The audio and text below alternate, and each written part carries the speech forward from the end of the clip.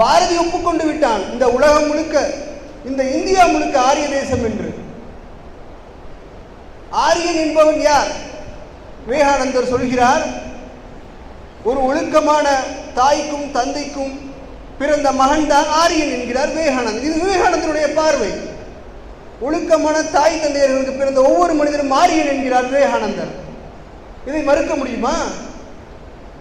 ஆக ஒவ்வொருவருக்கும் ஒரு அவர்களுடைய பார்வை இருக்கிறது. நீங்கள் எதை பார்க்கிறீர்களா? விவேகானந்தருடைய கதை ஒன்று வரும்.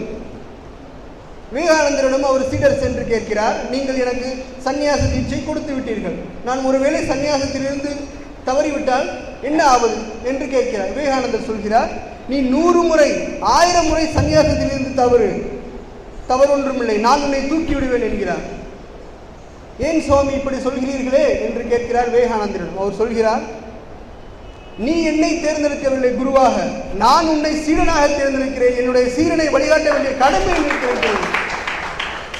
ஆக நீங்கள் வேண்டும் என்று இந்த தேசத்தில் பிறக்கவில்லை, இந்த தேசத்தில் எப்படியோ பிறந்து விட்டீர்கள், இந்த தேசம் உங்களை தேர்ந்தெடுக்கிறது.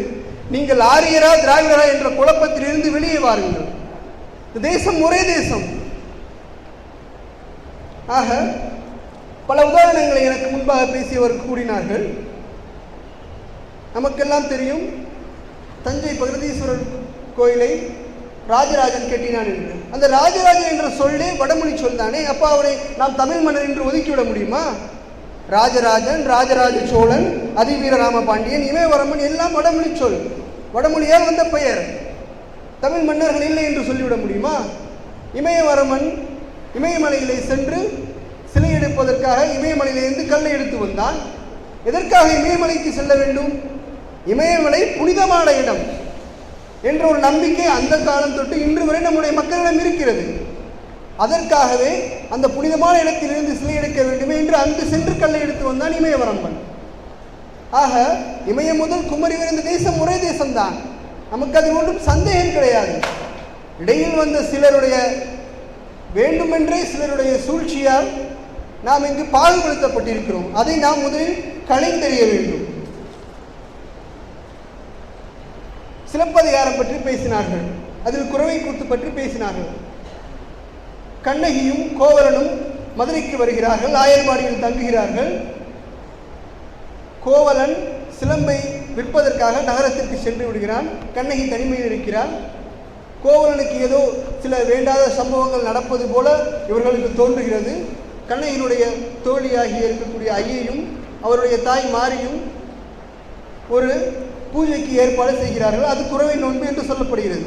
அதில் பல வரிகளில் திருமாலுடைய பெயர்கள் மறைமுகமாக அல்ல, நேராகவே குறிப்பிடப்பட்டிருக்கின்றது.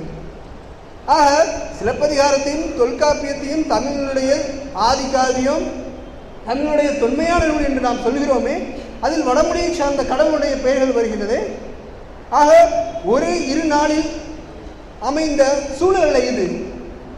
சிலப்பதிகாரமும் தொல்காப்பியம் தோன்றுவதற்கு முன்பாக பல ஆயிரம் ஆண்டுகளுக்கு முன்பாகவே இந்த ஒரு பகிர்மானம் இருந்திருக்கின்றது. ஷேரிங் ஆஃப் நாலேஜ் என்று சொல்வார்கள் ஆங்கிலத்திலே. வடமொழியை தெரியாமல் எவனும் தமிழை கற்றிருக்க முடியாது, தமிழை தெரியாமல் வடமொழியில் மொழிபெயர்த்திருக்க முடியாது. ஆக இந்த ஷேரிங் ஆஃப் நாலேஜ் என்பது பல ஆண்டுகளாக இந்த மண்ணில் நடந்து வந்து கொண்டிருக்கின்றது. இன்னமும் அது நடக்க வேண்டும் என்பதுதான் எங்களுடைய ஆசை. பார்ப்பனர்களை பற்றி ஒரு சில முன்னுரையை மட்டும் நான் சொல்லிவிடுகிறேன். பார்ப்பனர்கள் என்பவர்கள் தமிழிலிருந்து, தமிழகத்திலிருந்து ஒதுக்கி வைத்த சமூகமாக சிலர் பார்க்கிறார்கள். யார் இவர்கள் என்பதற்கு நாமக்கல் கவிஞர் அழகாக எழுதுகிறார். தமிழில் ஆன்ம விசாரணைக்கான நூல்களுடைய எண்ணிக்கை குறைவு. ஆக வேதங்களிலிருந்து எடுக்கக்கூடிய கருத்துக்கள் தமிழில் தேவை. அதற்கு ஒரு குழுவான மக்களை தேர்ந்தெடுக்க வேண்டும், அவர்களுக்கு சமஸ்கிருதத்தை போதிக்க வேண்டும், சமஸ்கிருதக்கூடிய கருத்துக்கள் நமக்கு தெளிவாக சென்றடைய வேண்டும் என்பதற்காக ஒரு குழுவான மக்களை தேர்ந்தெடுத்தார்கள். அந்த காலத்து மன்னர்கள், சேர சோழ பாண்டியர்கள் தேர்ந்தெடுத்து அவர்களுக்கு சில பயிற்சிகளை கொடுத்து கோயில்களினுடைய அருகாமையிலே அவர்களை தங்க வைத்து அவர்களுக்கு வேண்டிய புத்தகங்களை கொடுத்து சமஸ்கிருத நூல்களை தமிழ் மொழிபெயர்க்க சொன்னார்கள். இது முதல் நிலை. ஆக சமஸ்கிருதத்திலிருந்து கிடைக்கக்கூடிய கருத்துக்களை அவர்கள் உள்வாங்கிக் கொண்டு அதன் மூலமாக கடவுளுக்கு பூஜைகளை செய்கிறார்கள். அவர்களின் பால் வந்தவர்கள் தான் பார்ப்பனர்கள், பார்ப்பன தமிழர்கள். இதை நாம் மறந்துவிடக்கூடாது. ஆக பார்ப்பன தமிழர்களை நாம் ஆரியர்கள் என்று ஒதுக்கி விடுவது தவறு என்று நாமக்கல் கவிஞர் அழகாக கூறுகிறார். ஒன்றை மட்டும் நான் நிறைவாக கூறிவிடுகிறேன். இந்த தேசம் ஒரே தேசம்தான். இந்த தேசத்தில் இருக்கக்கூடிய இலக்கியங்களும் ஒரே இலக்கியங்களாக இருக்க வேண்டும். அதுதான் நம்முடைய எண்ணம். திருக்குறளை வடநாட்டை சேர்ந்தவர்கள் படிக்கக்கூடாது என்று இல்லை. ராமாயணத்தை நாம் இங்கு படிக்கக்கூடாது என்று இல்லை. ராமாயணத்தில் அழகாக ராமன் நடந்து காட்டியிருக்கிறான்.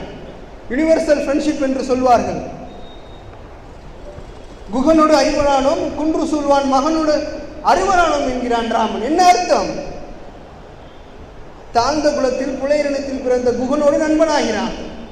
குரங்காக பிறந்த அனுமனிடமும் சுக்ரீவனிடமும் தோழனாகிறான். அரக்கர் குலத்தில் பிறந்த விபீஷ்ணனிடமும் நண்பனாகிறான். எல்லோரும் ஓரிடம்தான் என்பதை அவன் வழி வழியாக நமக்கு நடந்து காட்டியிருக்கிறான் ராமன். இதுதான் இங்கு தேவை. ராமாயணத்தை படிக்கக்கூடாது என்று சொல்கிறார்கள் ஒரு சிலர். மகாபாரதத்தை தொடவே கூடாது என்கிறார்கள். இதற்கு என்ன காரணம்? இது ரெண்டும் நல்ல விஷயத்தை சொல்லுது, அதான் காரணம். ராமாயணம் பிறருடைய மனைவியை பார்க்கக்கூடாது என்று சொல்கிறது. மகாபாரதம் அடுத்தவனுடைய பணத்தை திருடக்கூடாது என்று சொல்கிறது. இது ரெண்டு தான் காரணம். ஆக இந்த இலக்கியங்கள், இந்த மண்வாசனுடைய நோக்கமும் அதுதான். தமிழகம் முழுக்க இருக்கக்கூடிய இலக்கியங்களில் தேசிய கருத்துக்களை கொண்டு வந்து சேர்க்க வேண்டிய பொறுப்பு நம் அனைவரிடமும் இருக்கிறது.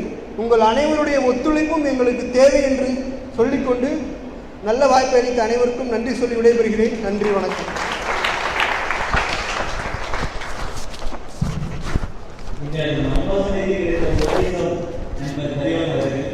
நன்றி.